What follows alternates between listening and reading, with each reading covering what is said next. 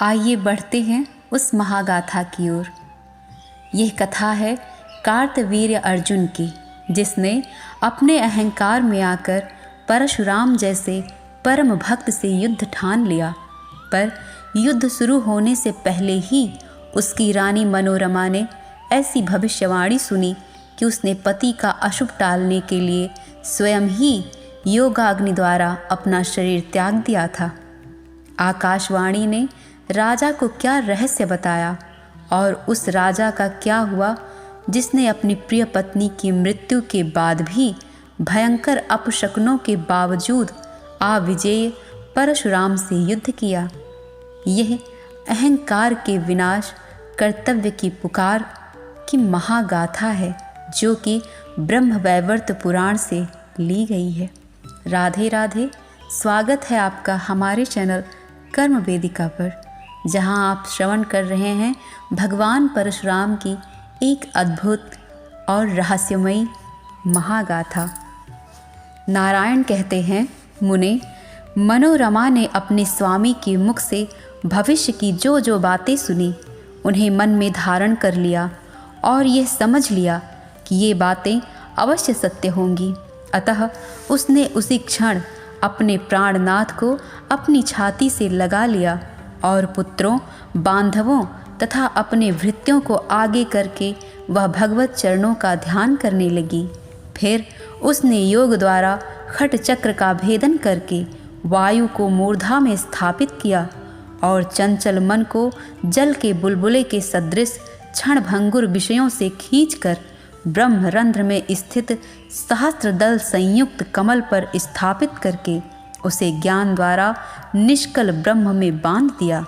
तत्पश्चात निर्मूल एवं पुनर्जन्म रहित द्विविध कर्म का परित्याग करके उसने वही प्राण त्याग दिए, परंतु प्राणों से अधिक प्रिय राजा को नहीं छोड़ा।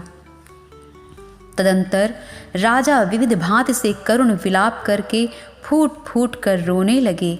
राजा के विलाप को सुनकर इस प्रकार आकाशवाणी हुई, महाराज शांत हो जाओ, क्यों रो रहे हो? तुम तो दत्तात्रेय की कृपा से बड़े बड़े ज्ञानियों में श्रेष्ठ हो। अतः सारे संसार को जो रमणीय दिख रहा है, जल के बुलबुले के सदृश क्षणभंगुर समझो। वह साध्वी मनोरमा तो लक्ष्मी के अंश से उत्पन्न हुई थी, अतः वह लक्ष्मी के वास स्थान को चली गई। अब तुम भी रणभूमि में युद्ध करके बैकुंठ में जाओ। आकाशवाणी के इस वचन को सुनकर नरेश ने शोक का परित्याग कर दिया। तत्पश्चात चंदन की लकड़ी से दिव्य चिता तैयार की और पुत्र द्वारा अग्नि संस्कार कराकर उसका दाह कराया।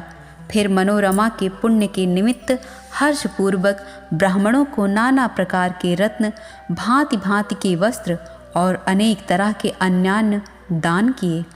मुने, उस अवसर पर कार्तवीर के आश्रम में सर्वत्र निरंतर यही शब्द होता था कि दान दो और खाओ खाओ। उस समय राजा द्वारा अधिकृत कोषों में जो जो धन मौजूद था उसे उसने मनोरमा के पुण्य के निमित्त हर्षपूर्वक ब्राह्मणों को दान कर दिया। तदंतर असंख्य बाजों तथा सैन्य समूहों को साथ लेकर राजा दुखी हृदय से समर भूमि के लिए प्रस्थित हुआ। आगे बढ़ने पर यद्यपि राजा को प्रत्येक मार्ग में अमंगल के ही दर्शन हुए, तथापि वह रण क्षेत्र की ओर ही बढ़ता गया, पुनः राजधानी नहीं लौटा। राजा को मार्ग में एक नग्न स्त्री मिली, जिसके बाल बिखरे थे, नाक कटी थी और वह रो रही थी। दूसरी विधवा भी मिली जो काला वस्त्र पहने थी। आगे मुख दुष्टा, योनि दुष्टा, रोगिणी, कुट्टनी, पति पुत्र से विहीन, डाकिनी, उल्टा, कुम्हार, तेली, व्याघ्र, सर्प द्वारा जीविका चलाने वाला, कुत्सित वस्त्र, अत्यंत रूखा शरीर, नंगा, काशाय वस्त्रधारी, चर्बी बेचने वाला, कन्या विक्रयी, चिता में जलता हुआ शव, बुझे हुए अंगारों वाली राख, सर्प से डसा हुआ मनुष्य, सांप, गोह, खरगोश, विष, श्राद्ध के लिए पकाया हुआ पाक पिंड, मोदक, तिल, देव मूर्तियों पर चढ़े हुए धन से जीवन निर्वाह करने वाला ब्राह्मण, वृषवाह, बैल पर सवारी करने वाला अथवा बैल को जोतने वाला, शूद्र के श्राद्ध अन्न का भोजी, शूद्र का रसोइया, मृतक की बातचीत करने वाले, ब्राह्मण का दारुण शाप, दुर्गंध युक्त वायु और दुशब्द आदि राजा के सामने आए। राजा का मन दूषित हो गया, प्राण निरंतर क्षुब्ध रहने लगे, बायां अंग फड़कने लगा और शरीर में जड़ता आ गई। तथापि राजा को युद्ध में ही अपना मंगल दिख रहा था, अतः वह निशंक हो सारी सेनाओं को साथ लेकर युद्ध क्षेत्र में प्रविष्ट हुआ।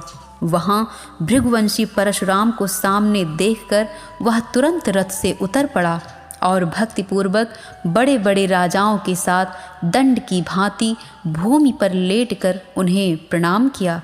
तब परशुराम ने तुम स्वर्ग में जाओ ऐसा राजा को उसका अभीष्ट आशीर्वाद दिया। वह उनके मनोनुकूल ही हुआ, क्योंकि ब्राह्मण के आशीर्वचन दुर्लंघ्य होते हैं। तदंतर राजराजेश्वर कार्तवीर्य उसी क्षण राजाओं सहित परशुराम को नमस्कार करके तुरंत ही रथ पर, जो नाना प्रकार की युद्ध सामग्री से संपन्न था, सवार हुआ। फिर उसने सहसा दुंदुभी, मुरज आदि तरह तरह के बाजे बजवाए और ब्राह्मणों को धन दान दिया।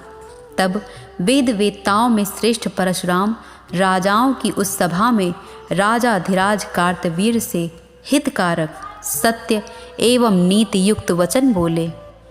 परशुराम ने कहा, अये धर्मिष्ठ राजेंद्र, तुम तो चंद्रवंश में उत्पन्न हुए हो और विष्णु के अंशभूत बुद्धिमान दत्तात्रेय के शिष्य हो। तुम स्वयं विद्वान हो और वेदज्ञों के मुख से तुमने वेदों का श्रवण भी किया है। फिर भी तुम्हें इस समय सज्जनों को विडंबित करने वाली दुर्बुद्धि कैसे उत्पन्न हो गई? तुमने पहले लोभवश निरीह ब्राह्मण की हत्या कैसे कर डाली, जिसके कारण सती साध्वी ब्राह्मणी शोक संतप्त होकर पति के साथ सती हो गई। भूपाल, इन दोनों के वध से परलोक में तुम्हारी क्या गति होगी? यह सारा संसार तो कमल के पत्ते पर पड़े हुए जल की बूंद की तरह मिथ्या ही है। सुयश हो अथवा अपयश, इसकी तो कथा मात्र अवशिष्ट रह जाती है। अहो, सत्पुरुषों की दुष्कीर्ति हो, इससे बढ़कर और क्या विडंबना होगी? कपिला कहाँ गई? तुम कहाँ गए? विवाद कहाँ गया? और मुनि कहाँ चले गए? परंतु एक विद्वान राजा ने जो कर्म कर डाला, वह हलवाहा भी नहीं कर सकता। मेरे धर्मात्मा पिता ने तो तुम जैसे नरेश को उपवास करते देखकर भोजन कराया और तुमने उन्हें वैसा फल दिया। राजन, तुमने शास्त्रों का अध्ययन किया है, तुम प्रतिदिन ब्राह्मणों को विधि पूर्वक दान देते हो और तुम्हारे यश से सारा जगत व्याप्त है। फिर बुढ़ापे में तुम्हारी अपकीर्ति कैसे हुई? प्राचीन काल के बंदीगण ऐसा कहते हैं कि भूतल पर कार्तवीर्य अर्जुन के समान दाता, सर्वश्रेष्ठ, धर्मात्मा, यशस्वी, पुण्यशाली और उत्तम बुद्धि संपन्न ना कोई हुआ है और ना आगे होगा। जो पुराणों में विख्यात है, उसकी ऐसी अपकीर्ति आश्चर्य है। राजन, प्राणियों के लिए दुर्वाक्य तीखे अस्त्र से भी बढ़कर दुस्सह होता है। इसीलिए संकट काल में भी सत्पुरुषों के मुख से दुर्वचन नहीं निकलते। राजेंद्र, मैं तुम पर दोषारोपण नहीं कर रहा हूँ, बल्कि सच्ची बात कह रहा हूँ। अतः इस राजसभा में तुम मुझे उत्तर दो। इस सभा में सूर्य, चंद्र और मनु के वंशज विद्यमान हैं। अतः सभा में तुम ठीक ठीक बतलाओ, जिसे तुम्हारे पितर और देवगण भी सुने। साथ ही सत असत को कहने में समर्थ ये सारे नरेश भी श्रवण करें, क्योंकि समदृष्टि रखने वाले सत्पुरुष लोभ पक्षपात की बात नहीं कहते। युद्धस्थल में इतना कहकर परशुराम चुप हो गए। तब बृहस्पति के समान बुद्धिमान राजा ने कहना आरंभ किया। कार्तवीर्य अर्जुन ने कहा, हे राम, आप श्री हरि के अंश, हरि के भक्त और जितेंद्रिय हैं। मैंने जिनके मुख से धर्म श्रवण किया है, आप उनके गुरु के भी गुरु हैं। जो कर्मवश ब्राह्मण कुल में उत्पन्न हुआ है, ब्रह्म चिंतन करता है और अपने धर्म में तत्पर एवं शुद्ध है, इसीलिए वह ब्राह्मण कहलाता है। जो मनन करने के कारण नित्य बाहर भीतर कर्म करता रहता है, सदा मौन धारण किए रहता है और समय आने पर बोलता है, वह मुनि कहलाता है। मुने, रागवश मैंने कामधेनु की याचना की थी, अतः मुझ अनुरागी क्षत्रिय का इसमें कौन सा अपराध हुआ। फिर भी आपके पिता ने महान बल पराक्रम से संपन्न बहुत से भूपालों का वध कर डाला। इस समय यहाँ शिशु अवस्था वाले राजकुमार ही आए हैं। आपने संपूर्ण पृथ्वी को 21 बार भूपालों से शून्य कर देने के लिए जो प्रतिज्ञा की है, उसका पालन कीजिए। युद्ध करना तो क्षत्रियों का धर्म ही है। युद्ध में मृत्यु को प्राप्त हो जाना उनके लिए निंदित नहीं है, परंतु ब्राह्मणों की रण स्पृहा लोक और वेद दोनों में विडंबना की पात्र है। वाणी ही जिनका बल और तप ही जिनका धन है, उन ब्राह्मणों की शांति ही प्रत्येक युग में स्वस्तिकारक कर्म है। युद्ध करना ब्राह्मण का धर्म नहीं है। शांति परायण ब्राह्मण युद्ध के लिए उद्योगशील हो, ऐसा तो ना देखने में ही आया है और ना सुना ही गया है। भगवान नारायण के विद्यमान रहते यह दूसरी तरह का उलटफेर कैसे हो गया। रणारंगण में यों कहकर राजेंद्र कार्तवीर्य शांत हो गया। उसके वचन को सुनकर सभी लोग मौन हो गए। तदंतर परशुराम के सभी भाई, जो बड़े शूरवीर तथा हाथों में अत्यंत तीखे शस्त्र धारण किए हुए थे, उनकी आज्ञा से युद्ध करने के लिए आगे बढ़े। तब जो स्वयं मंगल स्वरूप तथा मंगलों का आश्रय स्थान था, उस महाबली मत्स्यराज ने भी उन सबको युद्धोन्मुख देखकर युद्ध करना आरंभ किया। नारद, युद्ध में प्रथम राजा मत्स्यराज को मार देने के पश्चात महाराज कार्तवीर के भेजे हुए बृहद दल सोमदत्त, विदर्भ, मिथिलेश्वर, निषदराज, मगधाधिपति एवं कान्यकुब्ज, सौराष्ट्र, राढ़ीय, वारेंद्र, सौम्य, बंगीय, महाराष्ट्र, गुर्जर जातीय और कलिंग आदि के सैकड़ों राजा 12 अक्षौहिणी सेना के साथ आए, परंतु परशुराम जी ने सबको रणभूमि में सुला दिया। यह देखकर 1 लाख नरपतियों के साथ 12 अक्षौहिणी सेना लेकर राजा सुचंद्र रणस्थल में आए। सुचंद्र के साथ भयानक युद्ध हुआ, पर वे परास्त न हो सके। तब परशुराम ने देखा कि मुंडमाला धारण किए हुए विकटानना भयंकरी जगतजननी भद्रकाली उनकी रक्षा कर रही हैं। यह देखकर परशुराम ने शस्त्र अस्त्र का त्याग करके महामाया की स्तुति आरंभ की। परशुराम द्वारा स्तुति को सुनकर माँ अंबिका का मन प्रसन्न हो गया और भय मत करो यों कहकर वह वहीं अंतर्ध्यान हो गई। जो मनुष्य भक्तिपूर्वक परशुराम कृत स्तोत्र का पाठ करता है, वह अनायास ही महान भय से छूट जाता है। इसी बीच ब्रह्मा जी धर्मात्माओं में श्रेष्ठ भृगवंशी परशुराम के पास आकर उनसे उस रहस्य का वर्णन करने लगे। ब्रह्मा जी बोले, महाभाग राम, अपनी प्रतिज्ञा सफल करने के लिए पहले तुम सुचंद्र की विजय के हेतुभूत रहस्य का मुझसे श्रवण करो। पूर्व काल में दुर्वासा ने सुचंद्र को दशाक्षरी महाविद्या तथा भद्रकाली का परम दुर्लभ कवच प्रदान किया था। भद्रकाली का कवच देवताओं के लिए भी अत्यंत दुर्लभ है। यह कवच संपूर्ण शत्रुओं का विनाश करने वाला, अत्यंत पूजनीय, प्रशंसनीय और त्रिलोकी पर विजय पाने का कारण है। वह कवच जिसके गले में वर्तमान है, उसे जीतने के लिए भूतल पर तुम कैसे समर्थ हो सकते हो। अतः भार्गव, तुम भिक्षा के लिए जाओ और राजा से प्रार्थना करो। सूर्य वंश में उत्पन्न हुआ वह राजा परम धर्मात्मा एवं दानी है। मांगने पर वह निश्चय ही प्राण, कवच, मंत्र आदि सब कुछ दे डालेगा। मुने, तब परशुराम सन्यासी का वेश धारण करके राजा के पास गए और उससे उन्होंने मंत्र तथा परम अद्भुत कवच की याचना की। तब राजा ने अत्यंत आदरपूर्वक उन्हें मंत्र और कवच दे दिया। तदंतर परशुराम ने शंकर जी के त्रिशूल से उस राजा का नाश कर दिया। इसके पश्चात भगवान परशुराम ने पुत्र सहित राजा सहस्त्राक्ष का वध किया। फिर राजा कार्तवीर्य के साथ भगवान परशुराम का युद्ध होने लगा, जिसमें उन्हें मूर्छा की प्राप्ति हुई। फिर भगवान शिव ने उन्हें पुनर्जीवन प्रदान किया।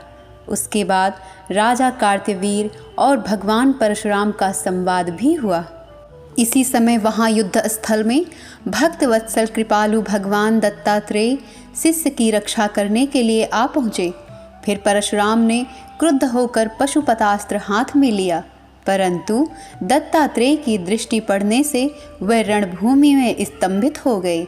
तब रण के मुहाने पर स्तंभित हुए परशुराम ने देखा कि जिनके शरीर की कांति नूतन जलधर के सदृश है, जो हाथ में वंशी लिए बजा रहे हैं, सैकड़ों गोप जिनके साथ हैं, जो मुस्कुराते हुए प्रज्वलित सुदर्शन चक्र को निरंतर घुमा रहे हैं और अनेकों पार्षदों से घिरे हुए हैं, एवं ब्रह्मा विष्णु और महेश्वर जिनका स्तवन कर रहे हैं, वे गोप वेशधारी श्री कृष्ण युद्ध क्षेत्र में राजा की रक्षा कर रहे हैं। इसी समय वहाँ यूँ आकाशवाणी हुई, दत्तात्रेय द्वारा दिया हुआ परमात्मा श्री कृष्ण का कवच उत्तम रत्न की गुटिका के साथ राजा की दाहिनी भुजा पर बंधा हुआ है। अतः योगियों के गुरु शंकर भिक्षा रूप से जब उस कवच को मांग लेंगे, तभी परशुराम का राजा का वध करने में समर्थ हो सकेंगे। नारद उस आकाशवाणी को सुनकर शंकर ब्राह्मण का रूप धारण करके गए और राजा कार्तवीर्य से याचना करके उसका कवच मांग लाए। फिर शंभु ने श्री कृष्ण का वह कवच परशुराम को दे दिया। इसके बाद देवगण अपने अपने उत्तम स्थान को चले गए। तब परशुराम ने राजा को युद्ध के लिए प्रेरित किया और कहा, राजेंद्र उठो और साहस पूर्वक युद्ध करो, क्योंकि मनुष्यों की जय पराजय में काल ही कारण है। तुमने विधि पूर्वक शास्त्रों का अध्ययन किया है, दान दिया है, संग्राम में यशोवर्धक कार्य किया है, सभी राजाओं को जीत लिया है, लीला पूर्वक रावण को काबू में कर लिया है और दत्तात्रेय द्वारा दिए गए त्रिशूल से मुझे पराजित किया है। परंतु शंकर जी ने मुझे पुनः जीवित कर दिया। परशुराम की बात सुनकर परम धर्मात्मा राजा कार्तवीर्य ने सिर झुकाकर उन्हें प्रणाम किया और यथार्थ बात कहना आरंभ किया। राजा ने कहा, प्रभो, मैंने क्या अध्ययन किया, क्या दान दिया अथवा पृथ्वी का क्या उत्तम शासन किया। भूतल पर मेरे समान कितने भूपाल इस लोक से चले गए। मेरी बुद्धि, तेज, पराक्रम, विविध प्रकार की युद्ध निपुणता, लक्ष्मी, ऐश्वर्य, ज्ञान, दान, शक्ति, प्रतिष्ठा, परम तप, ये सभी मनोरमा के साथ ही नष्ट हो गए। समय आने पर इंद्र मानव हो जाएंगे, समय आने पर ब्रह्मा भी मरेंगे, समय आने पर प्रकृति श्री कृष्ण में शरीर में तिरोहित हो जाएगी। सृष्टि काल में माया द्वारा स्त्रियां प्रकृति के और पुरुषगण पुरुष के अंश से उत्पन्न हुए हैं, क्योंकि माया शक्ति बिना सृष्टि नहीं हो सकती। ब्रह्मन प्रत्येक विश्व में सृष्टि सदा ब्रह्मा से ही प्रकट होती है। विष्णु उसके पालक और निरंतर मंगल प्रदान करने वाले शिव संहारक हैं।